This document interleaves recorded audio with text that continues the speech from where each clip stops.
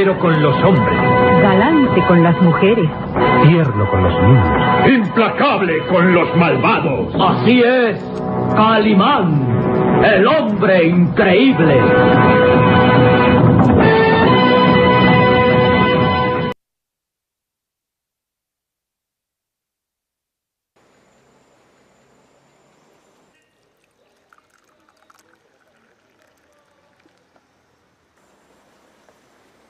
Gracias. Se le ocurrió algo. Le dijo al amante: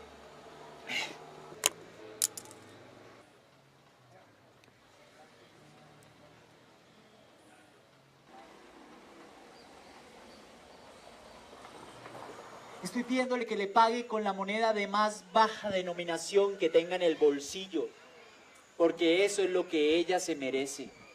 Y sacó una moneda de 1 peso y la tiró sobre la cama.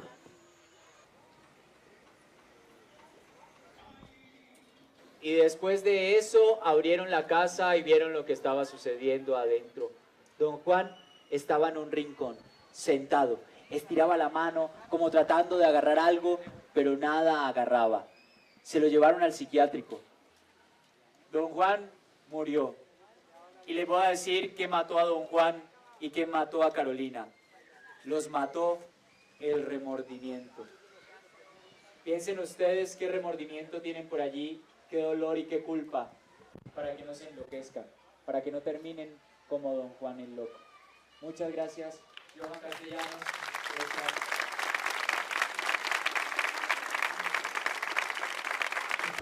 Los cuenteros me parecen fabulosos, porque con ellos no se pierde la tradición oral de los pueblos y de la gente, de la cultura.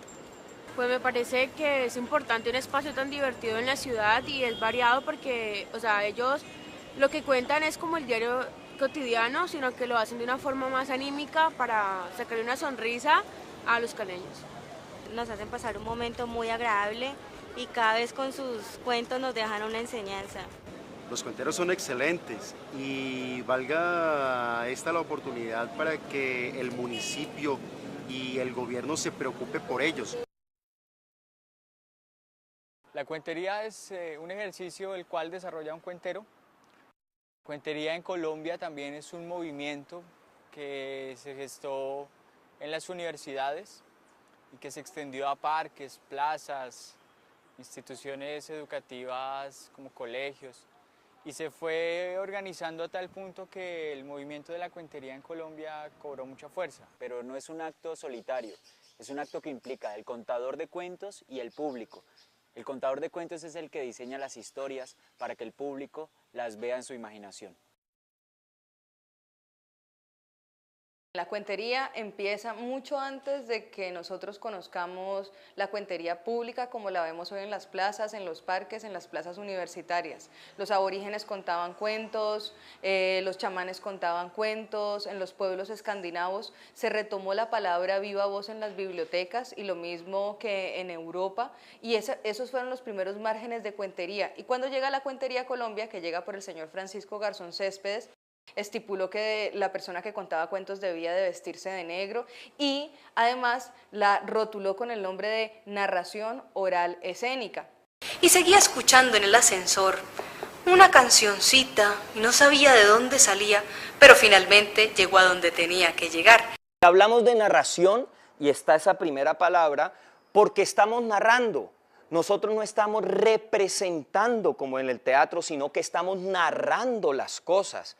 Hablamos de oral porque estamos narrando oralmente, no estamos narrando con un video, no estamos narrando con las leyes del teatro, donde, por ejemplo, en el teatro, la ley mínima para transmitir una información es la escena. Era una playa de arena blanca hermosa y en la playa había una cancha de vóley. Justamente las que jugaban en la cancha eran mujeres, mujeres rubias, morenas, trigueñas, negras, todas 90, 60, 90, absolutamente desnudas. Cuando uno llega a un teatro contando cuentos, uno puede tener toda la oralidad que quiera en la palabra, uno puede tener toda la gracilidad, todas las metáforas, toda la entonación, toda la fonética, pero definitivamente aquel que se sube a un escenario está metido dentro de las reglas de la escénica. Y la escénica son tanto la danza como el teatro, como la poesía y la recitación de poesía y otras más modernas como por ejemplo el cine y las acciones plásticas o performance. La narración oral escénica es un arte propio de cualquier espacio en donde uno quiera contarse un cuento. Si yo me siento cuentera en un salón de clase, es propio del salón de clase. Si en este momento mi necesidad es contarlo en la calle porque tengo una necesidad económica o porque tengo una necesidad espiritual, emocional, lo puedo hacer en la plaza pública. Y si tengo las herramientas y las necesidades de contarlo en el teatro, se puede hacer propio del teatro.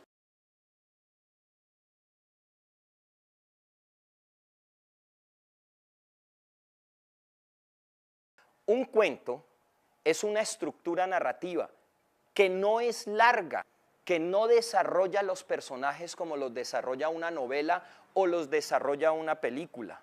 Y el teniente, al mando de su ejército, levantando la voz para alentar a los soldados a la batalla, les dijo: soldados, maten al enemigo según sus conciencias. Y en ese momento el teniente murió. Y que además está circunscrita dentro de un espacio de tiempo que le es afín al hombre moderno que tiene muy poco tiempo para dedicarse a la lectura. Eso es, digamos, una sucesión de acontecimientos en donde hay un personaje, posiblemente un antagonista, un conflicto, y el conflicto se desarrolla y se resuelve dentro de la trama.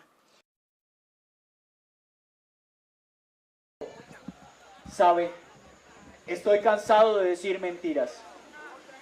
¿Por qué no nos vamos de acá y tenemos sexo descontrolado?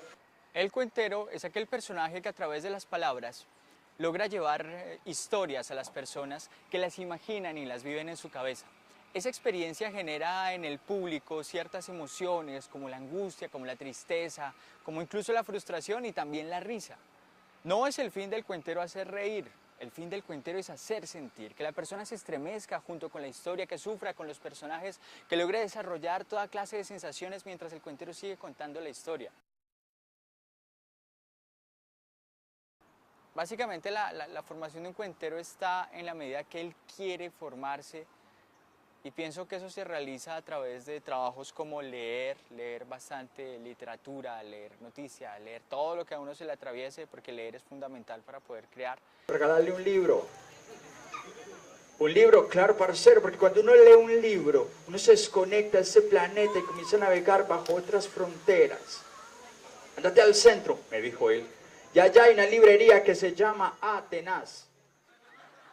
Ahí lo encontrás. Nos pillamos que va a charlar con unos filósofos. El ejercicio del escenario, las horas de vuelo que uno le llama, de tener contacto con el público, tener un buen mentor, creo yo. Todos hemos tenido buenos mentores. Todos hemos tenido un espacio que nos ha permitido crecer como narradores. Y tener la motivación constante, porque mucha gente se motiva o se anima mientras está en la universidad, pero se desmotiva cuando sale de ella. Pasé de ser estudiante de Derecho y Ciencias Políticas a un día apasionarme por el teatro y la cuentería, y decidí salirme de la facultad en séptimo semestre para estudiar licenciatura en Arte Teatral en Bellas Artes. Empezó a gritarle: te largas para tu infierno, vos sos el mismísimo diablo demonio.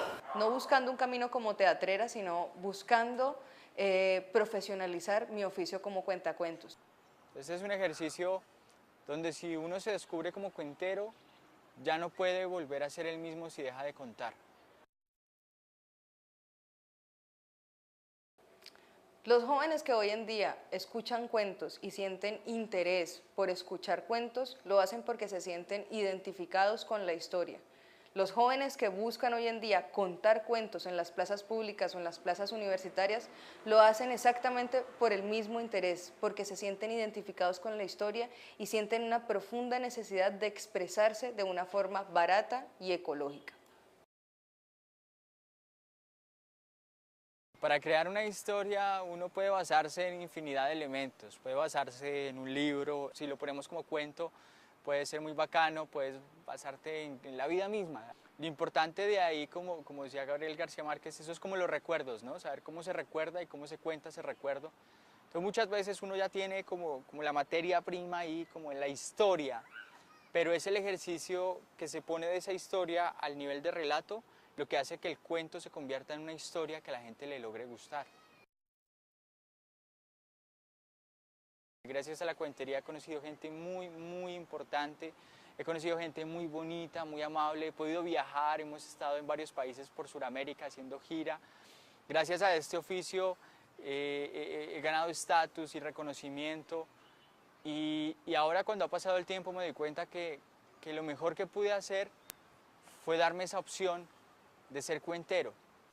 Recuerdo mucho una vez que un niño al terminar la función salió y me dio un abrazo así fuerte y se despidió como si yo hubiera sido el héroe de ese momento. Recuerdo gente también que en algún momento en algún cuento se le salió una lágrima porque se metió tanto en la historia que no pudo contener las lágrimas. Y creo que esas experiencias siempre lo marcan a uno. Soy una mujer absolutamente feliz contando historias, es la adrenalina más bacana que se puede sentir porque no sos un personaje, no sos una máscara, no sos un vestuario, sos vos, sos Linda, sos Pedro, sos Juan que se enfrenta al público. Un cuento uno no lo busca, el cuento lo busca a uno y lo que estás transmitiendo no es más de lo que vos sos.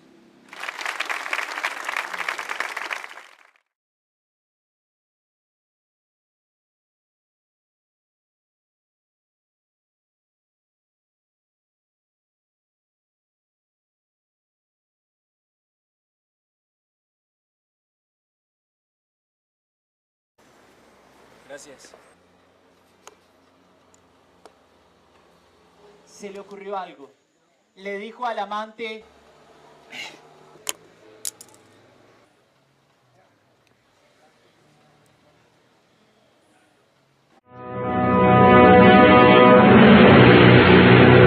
Caballero con los hombres. Galante con las mujeres.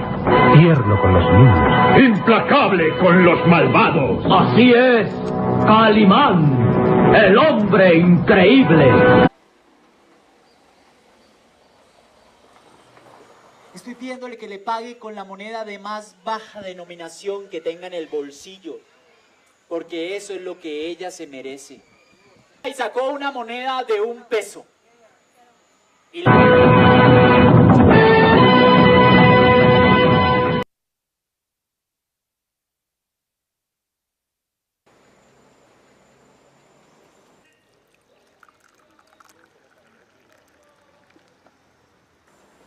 la tiró sobre la cama.